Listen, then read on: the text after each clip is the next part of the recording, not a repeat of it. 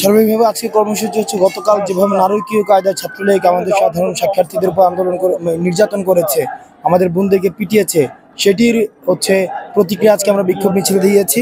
কিন্তু বিক্ষোভ মিছিলে এসে আমরা দেখেছি যে আজকে রংপুরে পুলিশের বর্বর কায়দায় পুলিশের গুলিতে আমাদের শিক্ষার্থী নিহত হয়েছে, সায়েন্স ল্যাবের শিক্ষার্থী আহত হয়েছে। আমরা দেখেছি চাঁদপুরে আমাদের গুলিবদ্ধ হয়ে শিক্ষার্থী এখন ডিএমসিতে রয়েছে।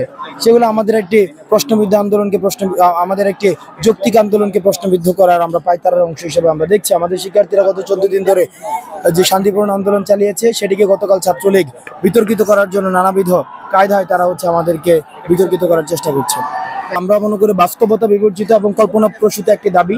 ছাত্রলীগ যেখানে প্রত্যেকটি হল নিয়ন্ত্রণ করে, সেই জায়গায় ছাত্রলীগকে গিয়ে হলে গিয়ে পিটিয়ে আসবে, এটির মতো কল্পনা প্রসূত বাস্তবতা বিবর্জিত এই ধরনের ফ্যান্টাসি এবং গল্প এই 2024 সালে এসে কেউ বিশ্বাস করবে না।